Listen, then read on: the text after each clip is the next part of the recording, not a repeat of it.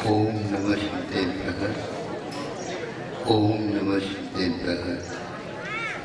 अहिंसा परमो धर्म की, आचार्य गुरुवर श्री कुंद कुंद भगवान की, आचार्य गुरुवर श्री ज्ञान सागर मुनि महाराज की, आचार्य भगवान श्री विद्यासागर जी महामुनि राज की।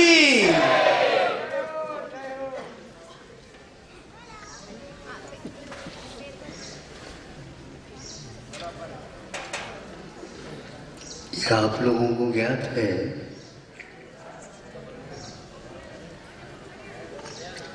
एक ही द्रव्य के अनेक पर्याय, अनेक दशाएं, उन सब में उस सामान्य द्रव्य का आभास होता है, होकर के भी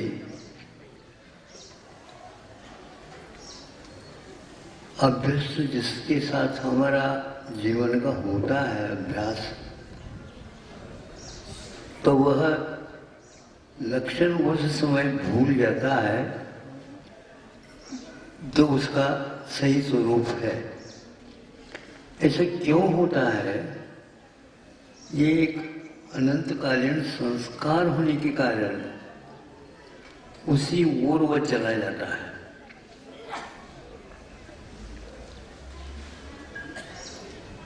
जितने भी आप निकट से भी उसका अध्ययन करो तो भी वह बहुत दूर तक चला जाता है। जैसे आज साइंस के क्षेत्र में, चिकित्सा के क्षेत्र में 30-30 वर्ष तक उम्र तक उनका अध्ययन पढ़ाई होती है और इतने निकट से होती है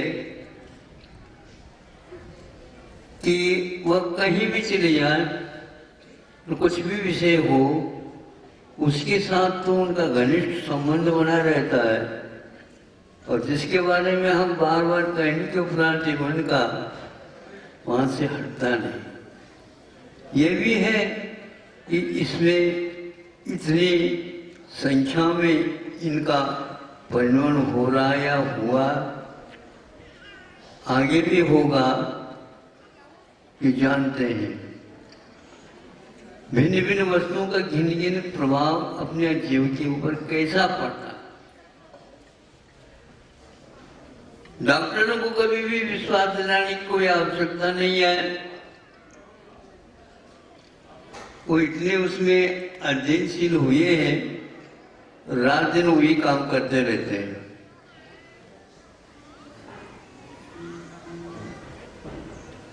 किंतु सुनने में आया था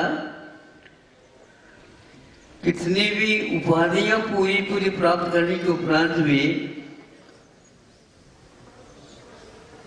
जब अपने स्वयं के ऊपर कोई रोग मनोवांछा का हो जाता है तो अपनी चिकित्सा वो नहीं कर पाते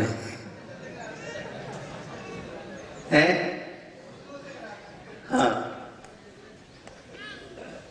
कितने भी हो स्पेशलाइजेशन बोलते हैं, एक कोशिकाओं के बारे में भी अध्ययन कर ले तो वो नहीं कर पाते।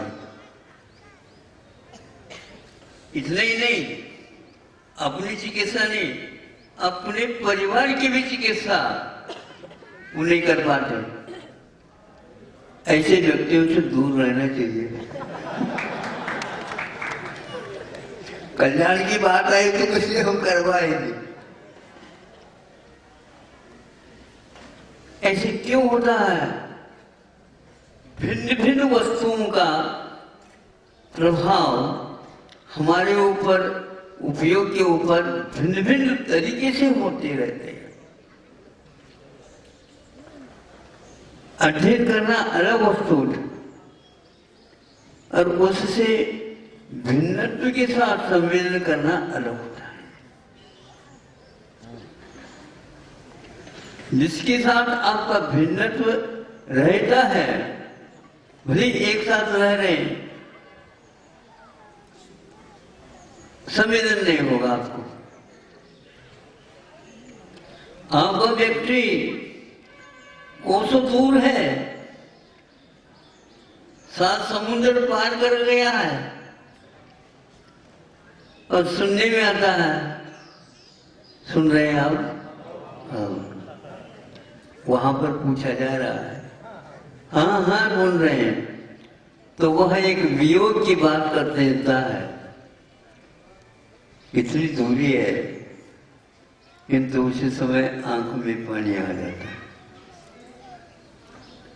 उस वस्तु को हमने बहुत पूर्व में देखा था, लेकिन आज भी उसकी याद होते ही या उसका संबंधित चर्चा सुनते ही मन में भाव पिघल जाते हैं।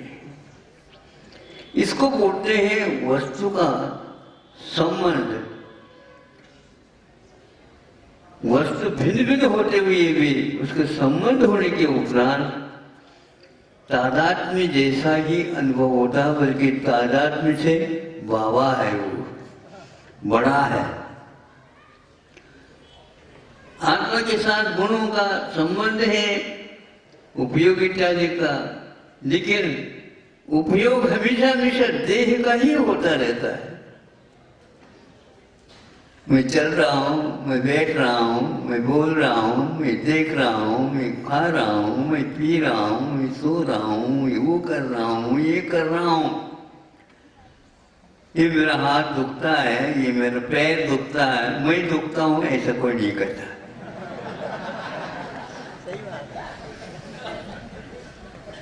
ऐसे क्यों है ये? थोड़े से अपनी अपनी दुकानदारी तो चलती रहती है, लेकिन ये मुख्य दुकान है, इसके बारे में अपने को थोड़ा सोचना प्रारंभ कर देना चाहिए।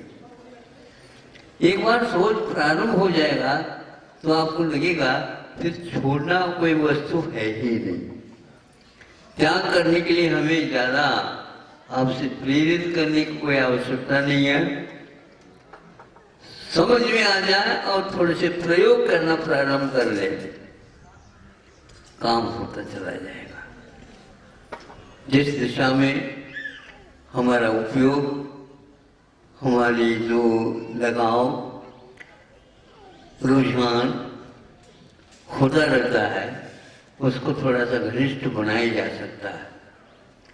क्योंकि हमारा उसके साथ संबंध होते हुए भी, घनिष्ठता होते हुए भी, प्रयोजन में हम वस्तु दूसरे को रखते हैं सामने, इसलिए वही आती रहती, वही आती रहती है। कोई व्यक्ति अपनी इष्ट का अभाव होने हो गया, फिर वह उसी क्षण से उसका उसी और उपयोग या इष्टता होने के कारण वह लगभग पागल हो जाता है, लेकिन भीतर से पागल नहीं रहता हो। उसका विषय मात्र एक ही हो गया, इसलिए वो पागल हो जाता।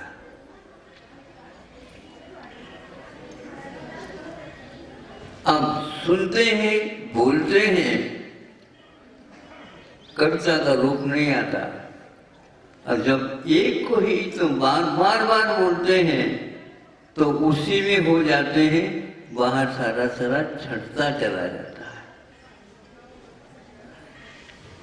स्निग्ध वृक्षत्वात् बंध है, इसलिए कहते हैं स्निग्धत्व अथवा वृक्षत्व के कारण अन्य धर्म के साथ पृथक होते हुए भी एक तादात्म्य जैसा रूप होता चला जाता है।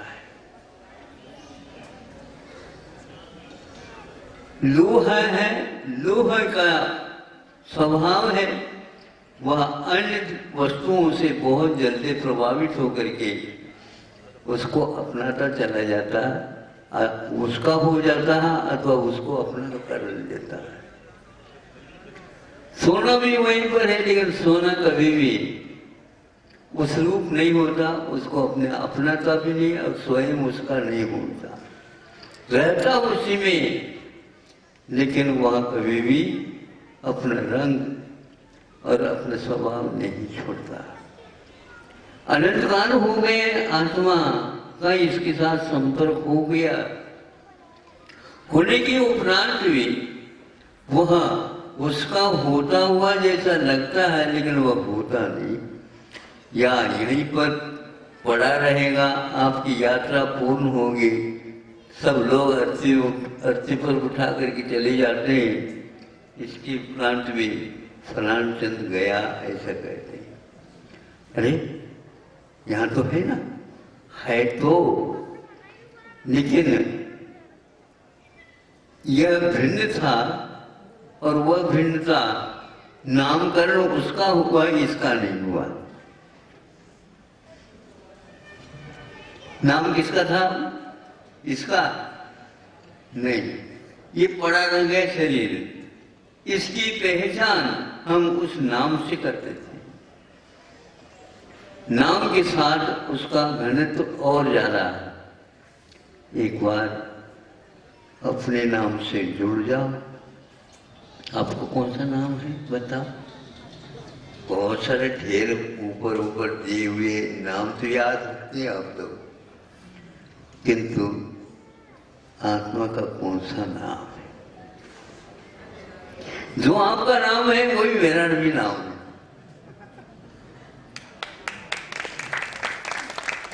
कोई भी अंतर नहीं है। मान ले तो बात अलग है। आपको भी आत्मा ही कहा जाता है। सिद्धांत इसको बोलते हैं, अध्यात्म इसको बोलते हैं। नाम से आप चिपके रहते, नाम सुनते ही आपको या तो दुख होता है, या सुख होता है, या विस्मय होता आदि आदि, किंतु उसी वस्तु को लेकर के होता। आत्मा हम है, आत्मा है, लेकिन उसके बारे में कोई संवेदन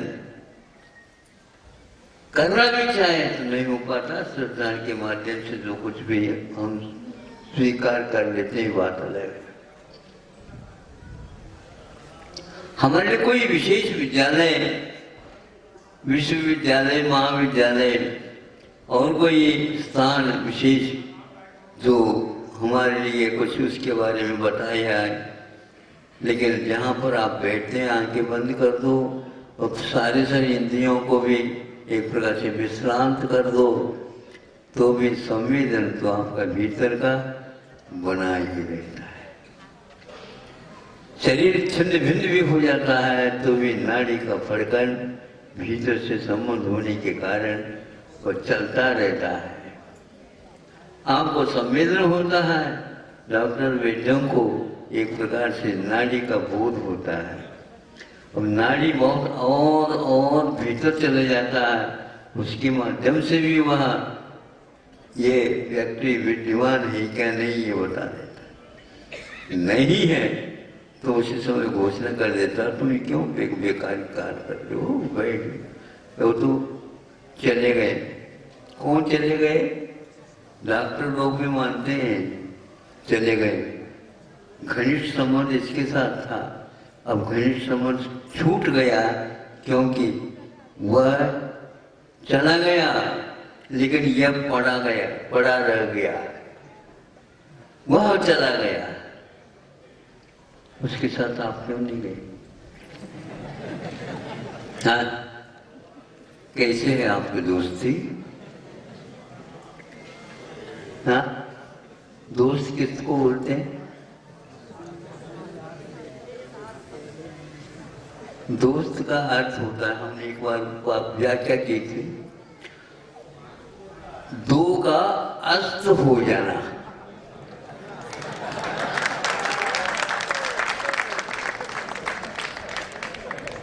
दो है ही नहीं,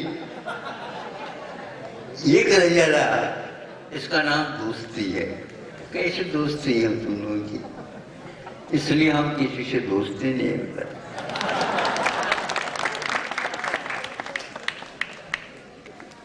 मैत्री काय को? घनिष्ठता यदि नहीं आते तो हम एक में नहीं हो सकते हैं, तो दोस्ती कैसे? दोस्त नहीं है तो वैरी भी नहीं कोई। वैरी कहने से वही याद आता है, कोई विशेष व्यक्तित्व याद नहीं आता। इसलिए हम भिन्नत्व को लेकर के भावना करें, अन्यत्व को लेकर के भावना करें और हमेशा हमेशा संवेदन की अपेक्षा से एकत्व लेकर के भावना करें। अन्यत्व आ गया, अन्यों के साथ मेरा संबंध नहीं। एकत्व आ गया, मैं अपने आप में रहता हूँ, बाहर जा नहीं सकता।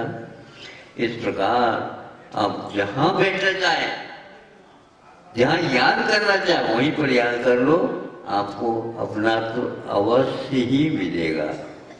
अभी अपनत्व अपने साथ स्थापित करना है, इसलिए आप दूसरे के भी अपनत्व को उपयोग की अपेक्षा से, चैतन्य की अपेक्षा से स्वीकार करते जाओ। और ये वैरायटी जिसको बोलते हैं, विविधताएं, इनमें कल्पना करते रहिए। यह एक प्रकार से जल में उठती हुई बुलबुले हैं। बुलबुले दिखते हैं, जल नहीं दिखता। जब फूट जाते हैं बुलबुले तो जल ही दिखता। वो चला गया, कहाँ चला गया, चला गया, फूट गया। ये फूटपाट की बात क्या है? ये इसी को समझना है। अब इसके साथ केवल कुछ समय के लिए संबंध था तो फिर उसमें आंखों में पानी नहीं आएगा। इसी प्रकार औरों के साथ संबंध जुड़ने के बाद भी बात यही आती है कि हमेशा हमेशा हम अन्यथा एकत्व की बात जानते रहें, चिंतन करते रहें। तो त्यागी तपस्वी इसकी अधिकता करने से उनको एकमेकपना उसी के साथ होता चला जाता है और एकत्व और अन्यत्व उनके लिए वरदान सिद्ध हो जाते हैं। आप लोगों के लिए वह अभिशाप सिद्ध होता है। जितने घनिष्ठ आप जिसके साथ रहेंगे उतने ही आपको आर्थ ध्यान, रौद्र ध्यान और अपनत्व से छुटकारा ये होता चला जाता है। और यदि इस लक्षण से हम गुजरते हैं तो कुछ नहीं होता। हाँ, एक संयोग था। संयोग कहने से अपने आप ही बात समझ में आ जाती है। कुछ समय के लिए संबंध था और छूटना तो था ही। तब हर्ष भी नहीं और विषाद भी नहीं। क्या करना है मुख्य मार्ग में? और कुछ फौरा नहीं चलाना है, और कोई लठमार नहीं करना है, और कोई तालीम नहीं करना है, और कुछ नहीं करना। केवल संवेदन में एकत्व और अन्यत्व का हमेशा हमेशा चिंतन चलता है। इसका नाम मोक्ष मार्ग है। फिर तो उसके अभाव में मोह मार्ग तो लगा हुआ है, वो छूट नहीं सकता। उसका छुटकारा हमेशा हमेशा इसी के ऊपर आधारित है। तो यह एकत्व और अन्यत्व भावनाएं हमेशा हमेशा बड़े बड़े साधु संत करते रहते हैं और संयोग वियोग में भी अपने आप के उपयोग को निश्चल रखते हैं और निष्कंप रखते हैं। निर्मोहीपना स्थापित करके ये सब कार्य किया जा सकता है। अहिंसा परमो। आचार्य भगवान श्री विद्यासागर